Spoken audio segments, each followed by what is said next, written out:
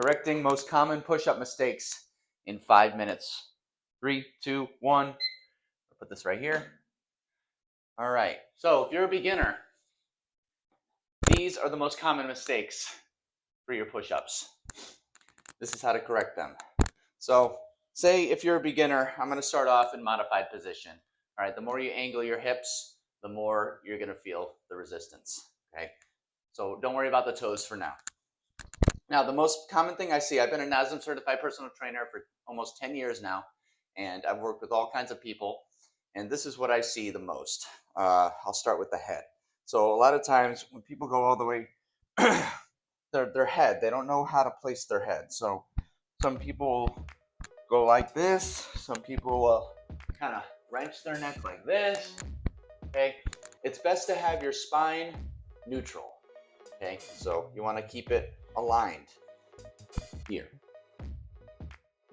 okay? That's the first common problem that I see because you don't want to mess up your neck. You don't want to tweak it in a bad way. Another thing I see is arm flaring. So as people go down, you know, first of all, they don't go all the way down, which is a range of motion issue in itself, which I'll get to in a few minutes.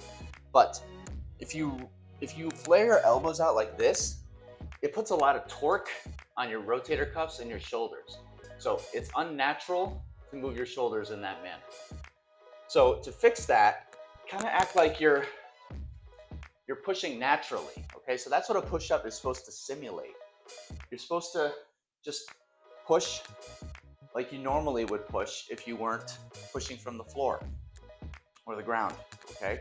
This is normal for me, all right? Obviously, I'm not gonna be pushing like this.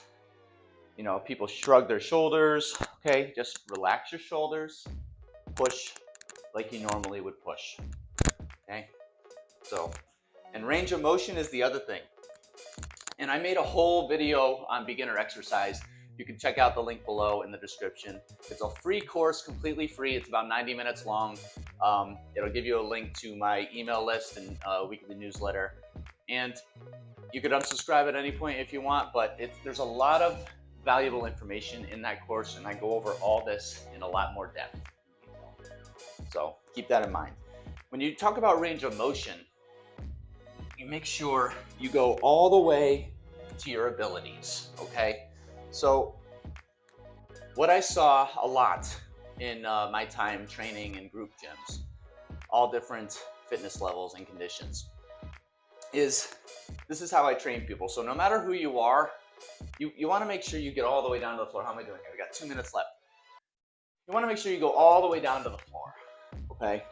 And if you end up coming up kind of like in a cobra position, for the most part, that's okay, all right? Unless you have like a crazy lower back issue, or if you feel any sort of sharp pain, that's a universal signal that it's a good idea to stop, all right? You got to listen to your body. You know your body better than anybody else does. So, but for the most part, if you don't have any known conditions, if you're approved to work out from your doctor, all right, you want to make sure you go all the way down, because that's how you're going to get the most muscle stimulation, I guess is the word. So all the way down, all the way up, okay? Even if you want to kind of pull your hands up at the bottom, then that's a good signal to indicate that you're doing it properly. Okay, all the way down, lift up, all the way back up, all right? That's another issue I see. So make sure you don't flare. You don't want your elbows too tight either. Sometimes I see this, all right? That puts a lot of pressure on your shoulders as well, and a lot of pressures on your tricep that isn't necessary for beginners. Okay, so just stick to basics, stick to basic movements. Another thing I see, let's see, I went over the neck, I went over the flaring. Oh yeah, hip placement is important. So if you're piking so much and you go down, obviously you got to be careful here with the shoulders once again, okay, because it's easy to flare. But if you know what you're doing, obviously this is actually an effective shoulder workout if you do it properly. But don't walk before you run, or you have to walk before you run, rather. That's what I meant to say. So you want to make sure your hips are level and your abs are engaged. And they could even be engaged even if you're in a modified plank position, like so. All right, you don't have to just be on your toes to engage your abs. All the way down, all the way up. All right. Hip placement is key. Make sure your spine is neutral, neck placement, and try not to flare. That is the most common errors I see. It's all about preventing injury at the end of the day. That's the point of any exercise. Build strength to prevent injury in the future and feel better in your own skin. If you are interested in a good gift idea, I couldn't recommend these shoes more.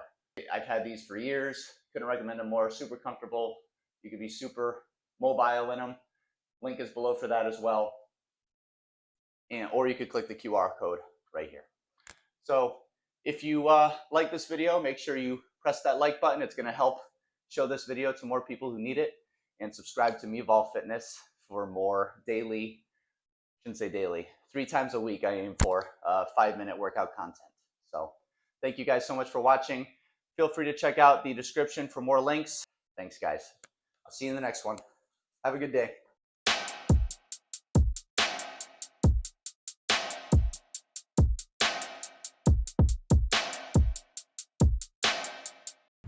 If you want to see a good workout to pair, you could click right here, or you could click the playlist right here.